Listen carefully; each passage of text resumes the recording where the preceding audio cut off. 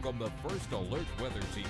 Well, July coming to a close. Tomorrow we flip the calendars over to August. We picked up on some helpful rain. It made a difference as far as the drought was concerned.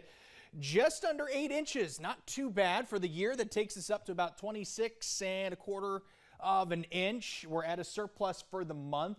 This time last year we were at a rainfall deficit. We still could be doing a little better, that's for sure, but we'll be hopeful that August will keep up with the rainfall. From a temperature side of things, high temps haven't varied too much from average, maybe a couple tenths of a degree above average.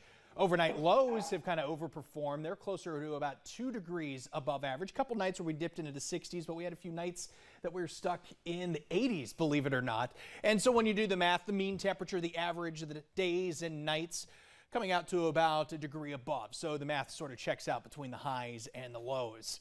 A toasty one, though, as we flip the calendars. Upper 70s, a stray shower chance tomorrow. Highs in the mid-90s. A stray shower storm possible, yes.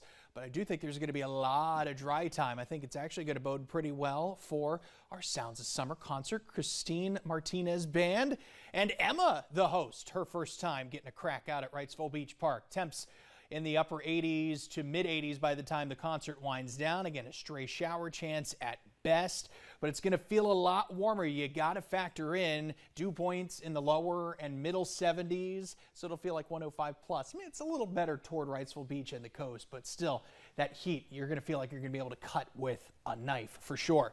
Bob King, GMC First Alert Skycam from the Murchison Building, downtown Wilmington. Feels like 95. Actual air temperature, though, 87 degrees. That's all thanks to that dew point in the mid-70s, that absolute measure of moisture in the atmosphere. Let's take you forward through the night tonight, scrutinizing those temps and what it'll feel like. Those numbers in red on your screen, what it feels like. Upper 70-degree air temperatures, though, with 80-degree feels and heat index values tomorrow above 105. So that meets that heat advisory criteria that we mentioned the National Weather Service put out for tomorrow.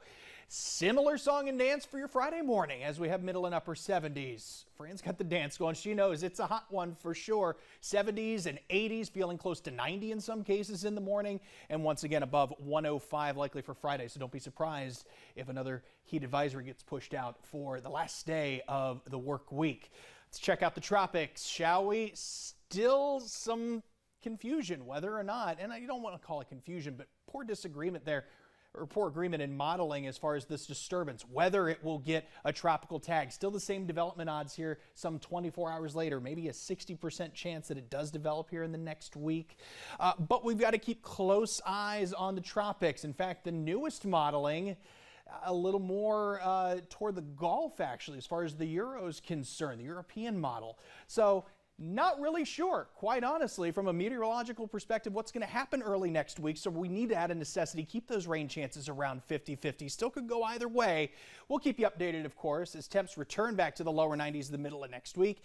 It's going to be a lather, rinse, repeat. John and Fran, as far as the heat is concerned. Back to you. All right, taking a live look.